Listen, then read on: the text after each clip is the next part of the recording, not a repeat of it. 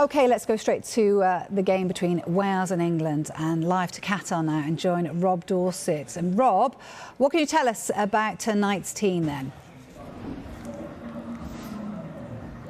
Well, Vicky, we told you around midday on Sky Sports News that it was likely England would make 4 changes, with Phil Foden and Marcus Rashford amongst those coming in.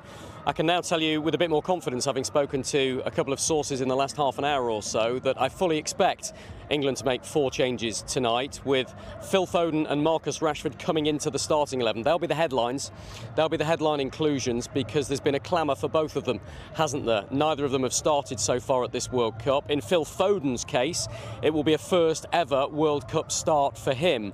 And we know that Gary Neville, amongst others, has been calling for Foden to start, saying he's a generational talent and he doesn't understand why he's been left out. Gareth Southgate said this week that he has absolutely no problem with Phil Foden. He thinks he's a fantastic player. He says we love Phil Foden, and he predicted that he would have a big part to play for England in this tournament. Well, he'll get the chance to show that tonight. As will Marcus Rashford, a man who's come off the bench in both of the opening games and looked really sharp, you have to say, continuing the form he's shown for Manchester United this season, where he scored 8 goals. He scored a World Cup goal already out here as well. 49 seconds it took him to come off the bench and score against Iran. So I think the way Southgate is looking at this is that Foden and Rashford, both fresh, both will freshen up the attacking lineup that England put out tonight. Both pacey, Rashford in particular with his direct running at the Wales defence, Foden with his nous and tactical through balls, his ability to find space, his agility on the ball as well, how he plays in between the lines, may help in breaking down a stubborn Wales defence. The other 2 changes have been widely reported elsewhere, in fairness, with Kyle Walker expected to come in and Jordan Henderson to strengthen the midfield as well. Henderson came off the bench against USA and brought some much needed stability. I thought England were overrun in the midfield against USA to a large extent, and when Henderson came on, he was quite organised in the way he brought that midfield together. So he'll get a chance from the start tonight. We expected that. He was in the pre-match news conference yesterday alongside the manager Gareth Southgate, which is always a pretty good hint that the player's going to be starting. But a bold move by Gareth Southgate. 4 changes. He doesn't often make that many changes. So it's a positive reaction to what was a pretty lacklustre display from England against the USA, and a positive statement of intent that England want to go and win this game. Certainly is. How important do you feel, Rob, is it for those players that have been recovering from injury to get some game time? Yeah, hugely important, and that's why Kyle Walker we expect to be in the starting 11 tonight.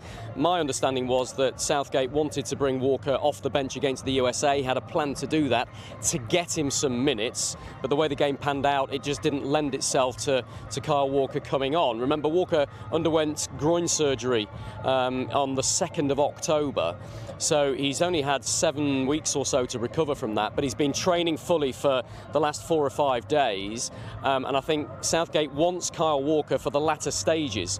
His pace is so important to England defensively, particularly if they come up against potentially Kylian Mbappe with France in the quarter-finals, which is how it could well pan out for England, depending on how games for both sides go between and there and then. To get him some game time, to get him some match sharpness is absolutely crucial. The other player, of course, who needs that is Calvin Phillips, and it doesn't look like he is in the starting 11 tonight. He underwent shoulder surgery, played less than 70 minutes of football for Manchester City this season. He needs game time as well, but it might be that he's introduced as a late second-half substitute to get some minutes, perhaps, depending on how the game is going. We don't expect him to be in from the start. So Southgate has an awful lot of balls he's juggling here, an awful lot of things he's thinking about, but the priority above all of them is to win the game and finish top of the group. You alluded to it just a few moments ago. You know, there was criticism that England weren't positive against the USA. Will that impact on how Southgate approaches this match, do you feel? No, I don't think it will. Southgate's pretty immune to criticism. He gets it quite a lot, and he always points to the fact that he's taken England to a World Cup semi-final and a European Championships final in the last 2 major tournaments. So it's water off a duck's back for Gareth Southgate, I think. And he will always be accused of being too cautious. He was again against the USA. But I think in reality, he's used a 4-3-3 formation for both of the opening group games. We're not sure, but I think he might do the same again tonight, which gives England an extra midfield player, an extra attack attacking player, if you like, which is a positive step. And it might be he moves to 5 at the back, 3 centre-backs later on in the tournament when England come up against better opposition. But I think it is a positive step he's taken tonight. Interesting to see what other changes he makes. I don't think there'll be many, if any, and so that would suggest that Jude Bellingham might keep his place in midfield with Henderson coming in and playing alongside him. And I was a little bit surprised when a source told me that, I have to say, because I thought Bellingham looked a little weary against USA, but he was absolutely outstanding against Iran in the opening game, and Southgate, it seems, wants to stick with him. He did bring him off after 60 minutes against USA, by the way, so he did have a bit of a rest, didn't play the full 90 minutes.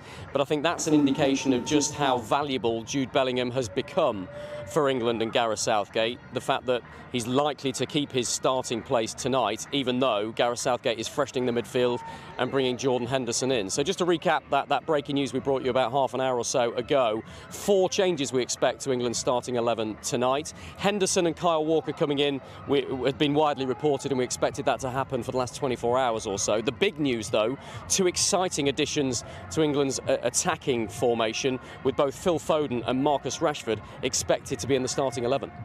Thank you very much for bringing us up to date with that. So that selection news will please former England under-21 international Darren Ambrose, who told us earlier that he has no doubt in his mind about Phil Foden starting. He absolutely has to start. I didn't understand against USA, and I heard Gareth Southgate's interview at the end when he said it wasn't the right game for Phil Foden to come in.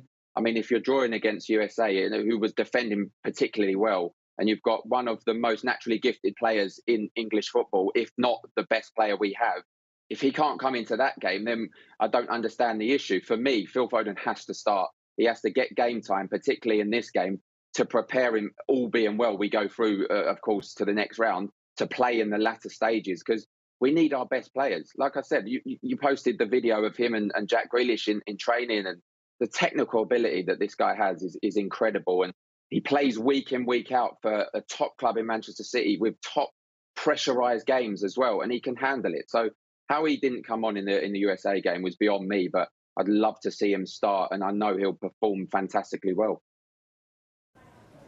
So what do each of the 4 teams in Group B need? Wales must beat England and hope Iran and the USA draw to qualify, because if there's a winner in that game, Wales need to beat England by 4 goals. Only defeat by 4 or more goals puts England's qualification in jeopardy. A win, regardless of the Iran-USA result, guarantees them top spot and a round of 16 game against whoever finishes second in Group A.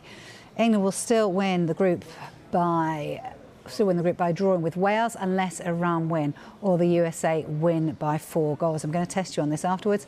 Whatever happens, the USA need to win to go through. A win sends Iran through, and even a draw will be enough for Carlos Queiroz' side unless Wales win.